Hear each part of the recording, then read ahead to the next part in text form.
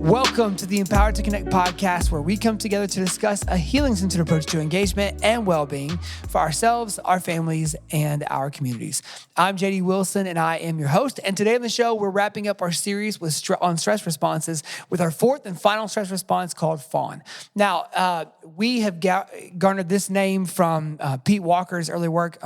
In fact, the book that he wrote talking about this, when we first saw it, was Complex PTSD from Surviving to Thriving. And so we've linked that in the show notes below if you want to read it. Great work from Pete. And what we wanted to do today was just lay out the very broad overview of what this stress response looks like, how it sometimes can mask itself, what it even is, and then probably most importantly for those of us listening today, how can we support ourselves if we deal with that stress response, and then how can we help our loved ones who might deal with that as their stress response as well. This is, I would just say, kind of uncharted territory for me personally. I didn't know hardly anything about this stress response before we recorded today. And so we did ask Stella Sinanai from the Memphis Family Connection Center, who's a therapist there. We did ask her to come on to share her perspective and to give us some more detail on that, as well as Becca McKay from the ETC Institute. So she's going to be joining us as well. And we had a great conversation that was really enlightening to me, but I would say also helped to kind of answer some of the questions that I had. So without any further ado, here's Stella, Becca, and myself discussing the stress response Fawn. All right, well, as I said in the open today, we are here to talk about the Fawn response, and we've got Stella Sinanai from the Memphis Family Connection Center and Becca McKay from ETC's staff with us today. So I will say, before we get started, I would love, Stella, for you to get to introduce yourself for those who don't know you, who are listening today. And so obviously Becca's been on with us a lot, and so Becca's a familiar voice here. But Stella, why don't you give the people what they want? Tell the people who you are and kind of your story of getting here to Memphis. Yeah. So my name is Stella, and I'm originally from Albania. I moved here for grad school in 2018, graduated, and then I also completed my internships at Memphis Family Connection Center. I was hired there after my graduation, and I've been working there for a couple of years. I'm really excited for where this is going professionally and on a personal level as well. Awesome. And professionally, why don't you tell people kind of what what you practice and kind of your general work here? Yeah, I work as a clinical therapist with children, adolescents, and adults. I work mainly with children and also empowering parents with parenting skills and giving them some trauma-informed interventions as well in how to cope with different behaviors that they see. So yeah, that's kind of like my area of work.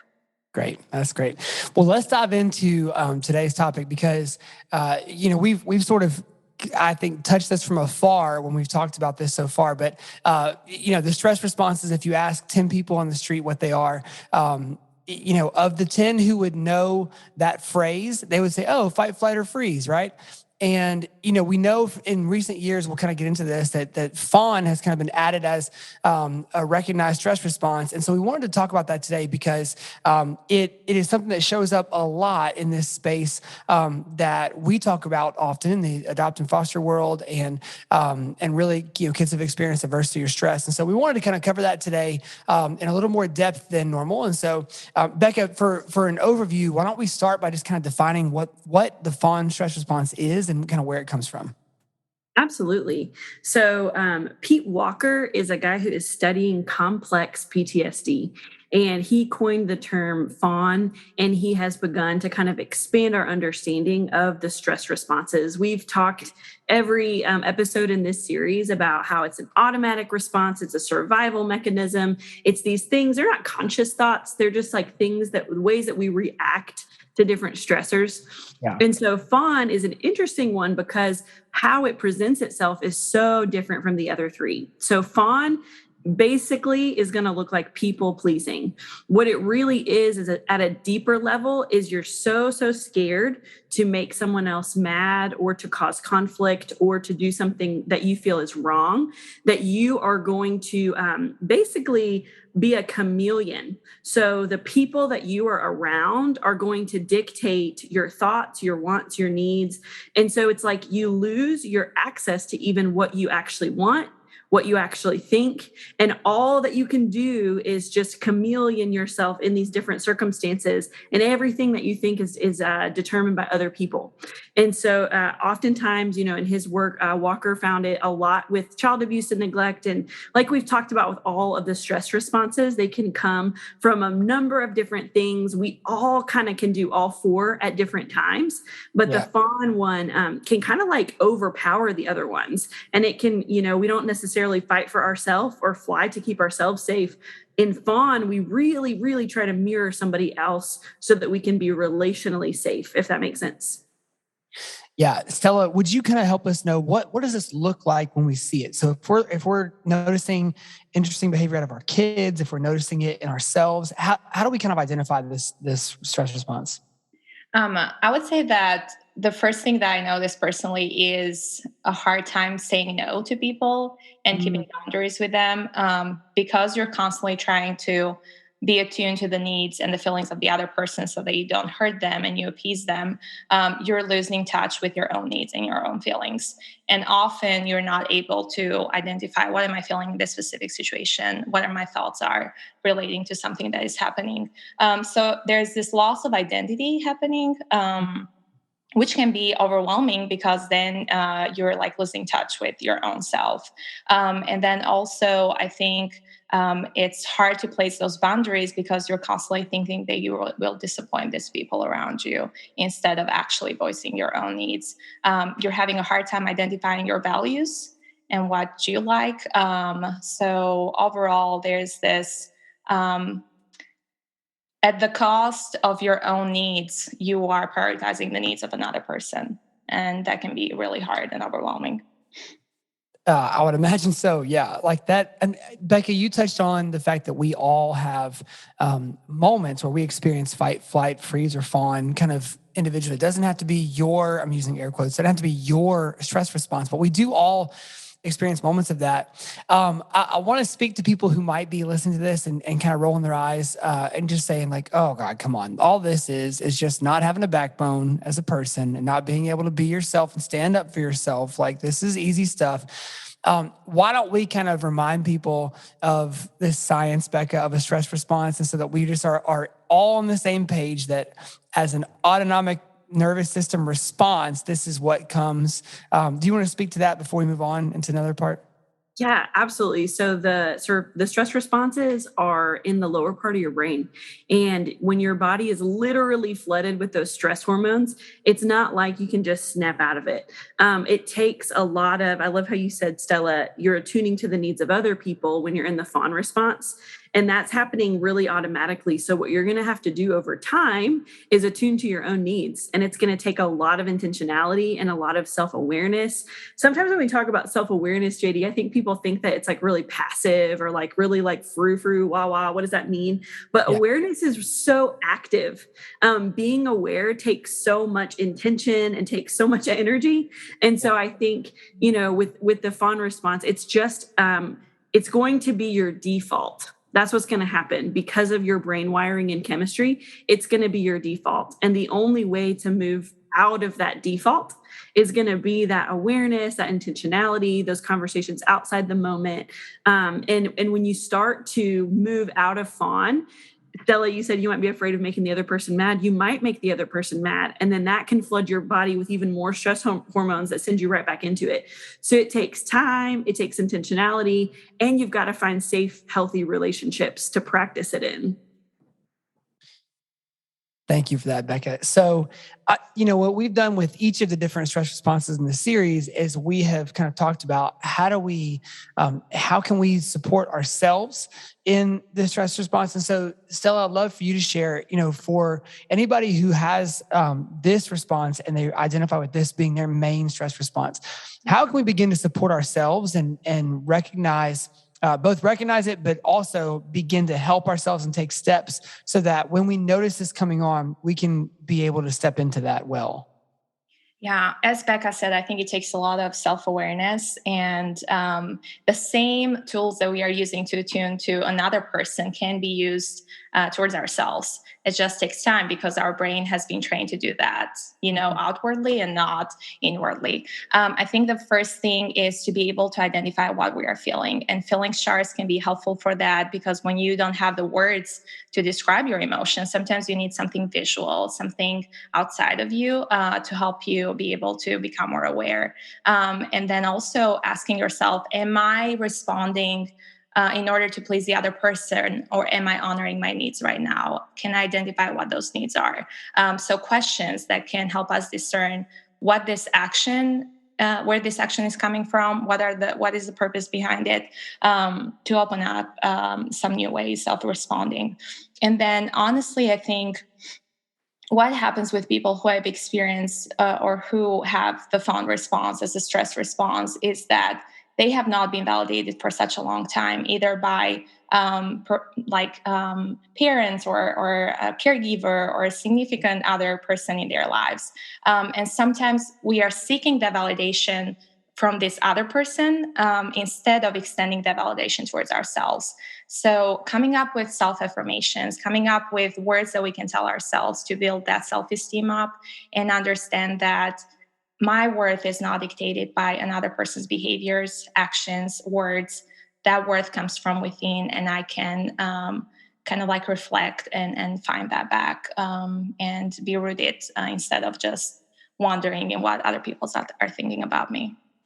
That's so good. Thank you for that. I think the natural kind of next step is to think, okay, well, that's how I would handle this for myself. But I've got a 6-year-old, I've got a 10-year-old, I've got a 14-year-old that deals with this same thing. How can I support our kids? So Becca, how do we begin to support our kids in this when they're in this place? Because I would just I would say, there are probably times when a weary parent feels like, I wish my kids would have a fawn response and just do what I ask them to do, to people please.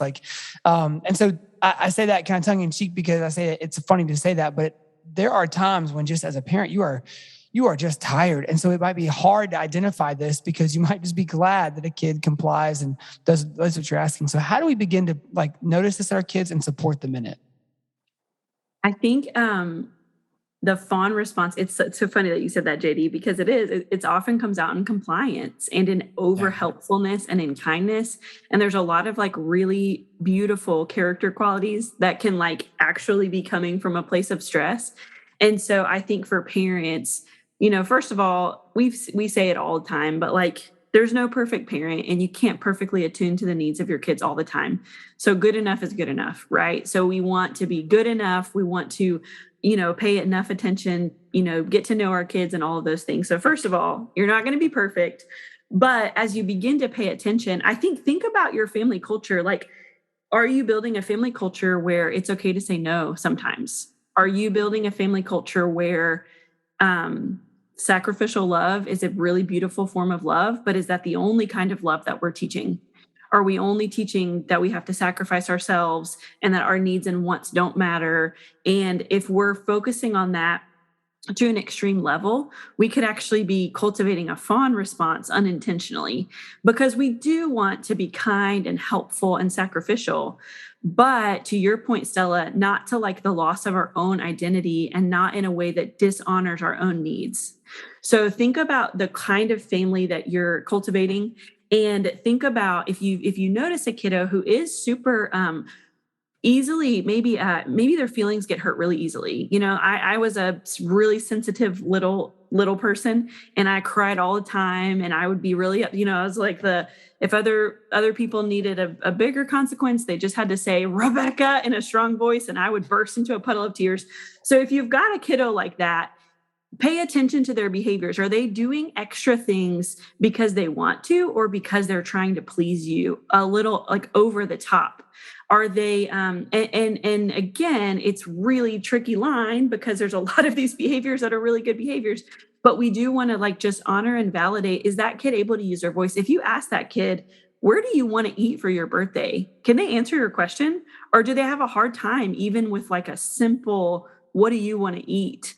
For a kid who's exhibiting a fawn response, it's going to be really hard for them to ever say what they want or need, because they don't necessarily know. They're just so used to mirroring the people around them. So pay attention, start to give choices and options, and ask questions to give voice. We talk a lot at ETC about giving voice, and I think it's harder to think about with Fawn because you're like, well, I ask them all the time what they want and they just don't care. And so it's like, how do you scaffold that skill? How do you help them get confident enough? And it might take a lot of time, and you're going to have to build a lot of felt safety. Kids need to know that they're safe and loved regardless of their performance or what they're doing. Yeah, Becca, to add something to what you said, which I love, I think when I think of like ETC principles, we use compromises a lot in helping children finding. Actually, we use compromises in order to help children for in the fight response more. Kind of like, okay, you want this and it's too much right now.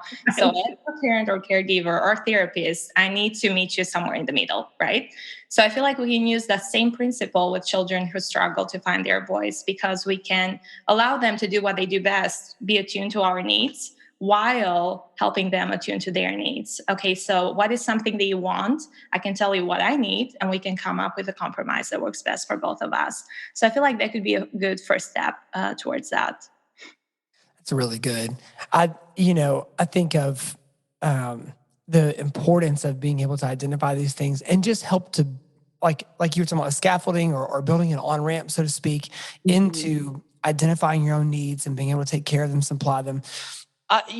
It's easy to lose picture of the big picture of parenting, which is at some point, the goal that we're trying to get to is that our kids are able to thrive the best they can in the world. And so obviously that looks different for every different child, but one of the dangers in not supporting our kids in the fawn response is building up lots of bitterness toward ourselves. And so if we're not recognizing all these times where we are being catered to over and over and over again, it does begin to harbor some resentment and some bitterness that can build up. And so, it might feel weird to stop a child who is offering to do something for us or offering to clean something or to pick something up or whatever, and just to check their heart. But what you're actually doing is helping to free them in a lot of times, a lot of instances, to be able to share where they're actually at. Because none of us who are listening to this right now, like none of us ever want our kids to to feel internally like they're buckling under the pressure of life. And that's where that fawn response can really do some damage, is in the internal kind of people pleasing, needing to achieve things in order to feel loved kind of thing. So I would love for us to turn to a necessary conversation, which is how this stress response in particular is so prevalent in the foster care and adoption world. It is not uncommon. And we all just heard a story recently of a child who might get placed in a home, whether from a domestic or international adoption. And the parents just say, gosh, they came home and we were expecting it to be hard. And it was not. It was great. The kids were awesome. And we were all doing a great, having a great time, bonding, and everything was going well, building connection. And then everything went haywire. And if you're listening to this and haven't heard it, it's just a matter of time. It's a really common story within that foster care and adoption world. And so I wonder if we can kind of unpack that a little bit for all the parents who might be, scared to even bring this up because everyone's watching your family all the time and it appears you have this perfect exterior. When things start to shift and turn, let's give parents some hope and some tools kind of in this situation to walk through that. So Stella, do you mind kind of talking about that dynamic and where that comes from and how we can begin to help there? Yeah. So when we think in terms of like children who are in foster care or who are adopted, there is a lot of transitions that they have experienced in their lives. So all of a sudden they are placed from this different home setting to a new home that can be there permanent or temporary. So of course there's a lot of vulnerability that comes with that. And in their previous home situations, they probably learned how to please their caregivers in order to survive. That was a coping mechanism that they used in order to survive. So there's a lot of attachment that you can create to a coping skill, because if that's what's your safe thing in such an unsafe situation, of course it's hard to let go of that, and to then discover, who you are and what your needs are and what your thoughts are. So I think that there is a lot of grief that comes with that, which then can show up as anger and resentment for blocking those needs and thoughts for such a long time. And then parents all of a sudden find themselves in this situation where they don't know what to do with this explosion. It feels like it's going from this fawn response to a fight response. All of a sudden, they have all of these words and needs that come to the surface. So I think it's very important to be patient in that moment and kind of like take a step back as a parent and think, at least in this moment, the child is voicing their needs, even though it's not the way I want it to be and it's not how I would like to hear it. So celebrating those wins of expressing what they need, expressing their feelings, and then with patience and compassion, meeting those needs in a way that creates safety, which can help them let go of the previous coping skills, because now you're providing a safe environment to the kids and helping them thrive. So I think that's a way to do that. I love that you talked about how big of a transition it is for kids. And I don't know if you want to talk about this at all, but I know you transitioned to Memphis from Albania. And I know, I think that when I was a kid, my family moved to Russia. And then I was there until I was like 18. And then I moved back to America. And, I think thinking about those big transitions, it really does impact you. And so when we're thinking about adoption, you might not have a kid from Russia, but you might, and you might have a kid from a different culture, whether that's within America or outside of that. What do you think about that cultural component, Stella? How do you think that impacts people? Well, for many children, especially the ones who come to US and they don't speak English much, which is really common in the beginning, you basically are asking the children to voice their needs while they don't even have the words. And while there's this pressure that you feel to express yourself. As an adult, I experience it on a different level, because of course I want to perform the best way I can. I want to make sure that I'm communicating my needs. But for a child, there's this other level of vulnerability and layer of vulnerability that can be very overwhelming. So I think that patience is so important in that moment, and giving them choices in order for them to decide what they want. Sometimes they don't know what they want, right? Because they are exposed to this new culture where everything is unfamiliar, and it takes time to just adjust to all of that. So choices, I think, are so important for them to actually see two physical representations of what they can say and what they can do. Mm-hmm. I love that. And I'm thinking about the honeymoon phase is a lot of times what people call it. It's what you're describing. You're describing what people call the honeymoon phase of adoption or foster care, where, well, everything was awesome. Everything was great. And so I think it's just making you as the adult take a little bit of take a minute to reflect, like take a minute and pause and think about, man, is compliance really my ultimate goal as a parent? And I think for a lot of people, any adult that's working with any kind of kid, it's really hard not to just want compliance, because so much of the time we do want what's best for kids. And we believe if they comply with us, that's what's best. Right. And I know we're talking about kids and we're talking about adoption, but whenever you grow up and you've been taught that compliance is the main thing, then you become an adult who can't negotiate their needs. That's a hallmark of secure attachment. Can't negotiate their needs, maybe in a relationship. Maybe the relationship becomes codependent, or maybe in a job. Maybe you become, you just burn yourself out over and over again because you're trying so hard to comply and to be helpful. People pleasing is an attractive quality to other people. People love a people pleaser, but for the people pleaser themselves, man, it's just, I keep coming back to, you said at the beginning, Stella, that loss of identity. And then JD, you mentioned the bitterness that comes along with that, because you can only please other people for so long before you just get exhausted and there's nothing left. And that's why as parents, especially when thinking about this adoption moment, notice the honeymoon phase, but also, like Stella said, build in those opportunities for choice and be paying attention. And then you mentioned when they get a little bit calmer, Pete Walker says at first they can't access their fight response. Well, then they can access their fight response, and you're going to see some of that. And then we just continue. And again, with all of these podcasts, as you're taking steps, the main thing is building felt safety. And felt safety comes through safe relationships. And a safe relationship is, I'm okay with you regardless of your performance, and I love you. And so I just think, like, full circle, all the things we've been talking about here. But I just love, Stella, the thought of, like, how do you help them find their voice and their identity? And how do you help them name what they want and what they need and what they like? Like, it doesn't have to be super serious. It can be like, what's your favorite kind of cereal? When I moved to America, the most overwhelming choice that I had to make was walking into Walmart and picking cereal. And I would go to Subway and I would be like, why are they asking me? I was like, I'm never going to go to Subway because they're going to ask me what kind of bread and what kind of cheese and what kind of meat and what kind of toppings. And I'm going to have to answer so many questions. And I just want you to give me one thing. And so I'm like, as you're talking, Stella, I'm resonating with the Fawn response a little bit because I'm thinking, man, it did take me a long time to go to a Subway or to go to a Walmart and pick cereal without feeling overwhelmed, because I just wanted things to go easy and to go smooth. And I think that's kind of the essence of the Fawn response, is you just want it to be smooth and easy in the midst of, like, dumb decisions, but like big decisions in your mind, like, what kind of cereal am I going to pick? Yeah. Stella, what were some of those sticky points for you when you transitioned, like, from your native culture to a foreign culture?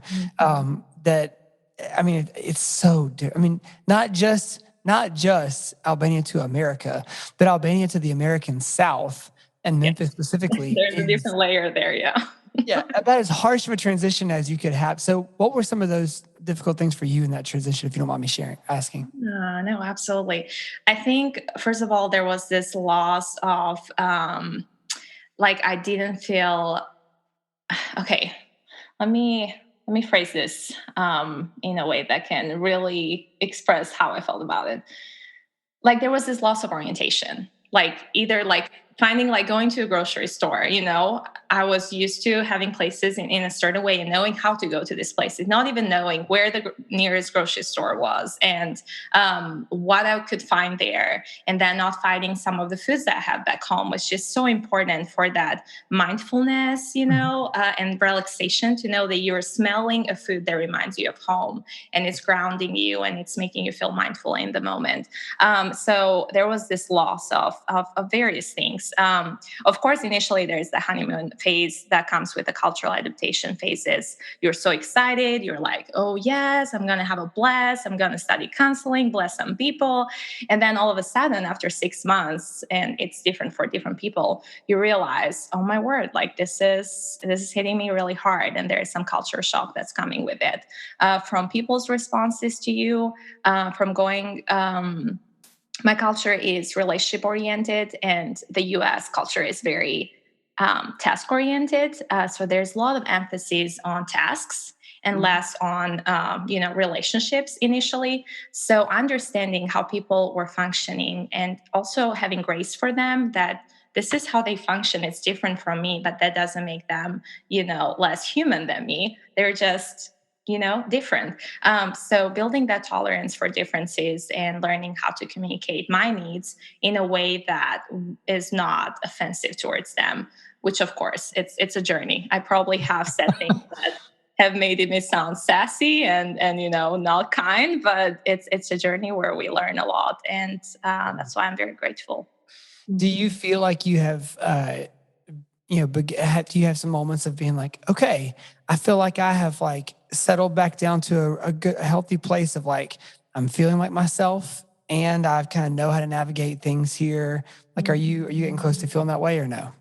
Yeah, I think support systems is one of the things that can help you, really feel grounded. And for me, a workplace like MFCC was so crucial for that. A place that is so trauma informed and it's so informed about the transitions that a person can experience, and providing that felt safety, that connection that I needed to feel like, okay, I'm not just a foreigner wandering here and trying to provide counseling to people. I just felt so connected to the people around me, and then community and friends. So I think those have been the main things that have helped me feel more grounded and express myself while I am still trying to adjust to a culture that is still foreign in a way, even though familiar in some other ways. Yeah. Well, I love that. And I love you sharing your examples and your story, because I think for folks who do have kids from maybe a different cultural context in their house, who were adopted as, older kids who did have like memories and kind of core experiences in a different setting, hopefully hearing your perspective and your story of coming over can help parents be mindful about experiences and thoughts and smells and foods and, tastes and stuff that can be integrated into their regular life as families. So, Becca, for you, you had sort of a reverse experience from what Stella was talking about, where you transitioned from, America to Russia and then back. Were there anything in particular from your time coming back from, your entire childhood being in Russia? Was there anything that stuck out to you when you came back as to like, not just Subway necessarily or cereal, but like things that you really needed to get a grip on when you came back? I think so. Russian culture is even more task oriented, Stella, than American, and so it's. And then I came to Jackson, Tennessee, so like South. So it's a different pace, and so it was hard for me. People thought I was really rude all the time, because in Russia it's about, you walk into the store, you pick up the milk, and you don't say anything. You don't have to say any words. You just pick it up, you scan it, and you keep going. I have not been to New York, but I've heard it's like similar to a New York or Boston culture. And so coming to the South, it was like, oh, I have to pause and I have to ask this person that I'm never going to see again, how are you? And I'm not trying to sound like I did it like I'm doing it in a fake way, but it's like I did have to learn the culture of that. And it's time consuming to like do all the Southern pleasantries. But now I have gotten so used to it that I feel like if I were to go back and visit, I would probably be like, oh, well, that person was rude to me. So it's interesting how you really do adapt to your surroundings. And so I think, kind of full circle back to like our whole bigger conversation, like people adapt to their surroundings. And so I think, you can be really intentional about the kind of family that you want to build for your kids. Like you can think about and you can teach values. I like that you brought that up, Stella. You can teach like family values. But no, for me, the conversations were hard. I mean, JD, we could have a whole thing about I had never driven a car. I had barely ever ridden in a car. I had to learn how to drive as an adult, which is embarrassing to go to the DMV with all the teenagers. And I failed my test a couple times. It was awful. So, I mean, there was a lot of adjustments that I had to make to the culture. There was adjustments to just the way of life. There was adjustments to ways of thinking. I do think when you do have an experience of moving between countries, you see the world differently. I think you just see people's perspectives a little differently. And so I definitely am grateful for like my childhood and my experiences. It was not easy to go there and it was not easy to come back. But I think it gives a different perspective. I think it's easier to think about the culture and the transitions of like little bitty, what we might see as a little bitty transition. It's easier for me to go, oh, that is a big thing. And Stella brought up a lot, the loss. So anytime you have a major transition, you're losing familiar people, places, sounds, smells, and you're gaining a lot too, but it is associated with a lot of loss. And so I think that was a little bit of a rambly response to your question, but man, I had to learn a lot, and it does not feel good to be learning things that other people learned when they were teenagers. So I would love to kind of for us to begin wrapping up there, because it does bring us back to the point of that we talk about in ETC all the time, that compassion doesn't have a shelf life, right? Mm-hmm.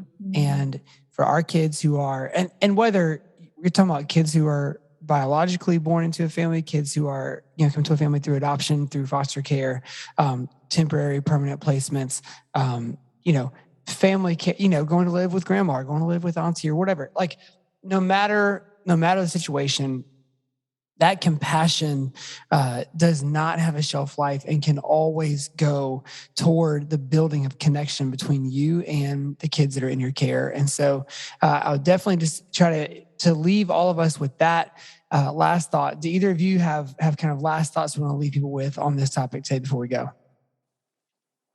For me, it's just a reminder that since that we've been talking about all the stress responses, and this was the last one, just a reminder that our stress responses don't identify who we are and they don't label us. They are just ways that we respond in very vulnerable moments, and kind of like to separate ourselves from, what our stress response is, and to dig in deeper and find where our identity is and what is at the core of who you are. And who we are in those moments of calm and peace is way more important than the moments when we are stressed, and to extend that same compassion that we extend to other people, especially the people who struggle with the fawn response, towards ourselves. I think that can be the beginning of a new journey and can bring a lot of change and growth. Yeah. Awesome. Becca? What else can you add besides that? Everything. Stella, that's everything. If you are identifying with a fawn response and you're listening to this, if you begin to just be aware of it, you might feel really shamed. You might be like, oh my goodness, I just did it again. I said yes, and I meant to say no. Or you might say no, and the person gets mad at you, and you're like, oh, that felt really awful and terrible. And so I just think extending yourself the same compassion that you would extend to anybody else is just going to be so crucial for the journey. Thank y'all so much for joining us today for this. This is really, really great. Stella, Becca, appreciate it so much.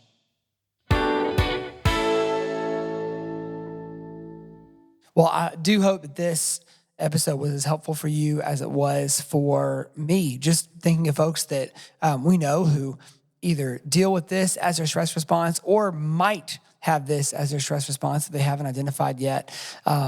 It's just is great. It's great to know and have a couple of go-to things for mindfulness in relationship. And so I hope that has had that same effect for you.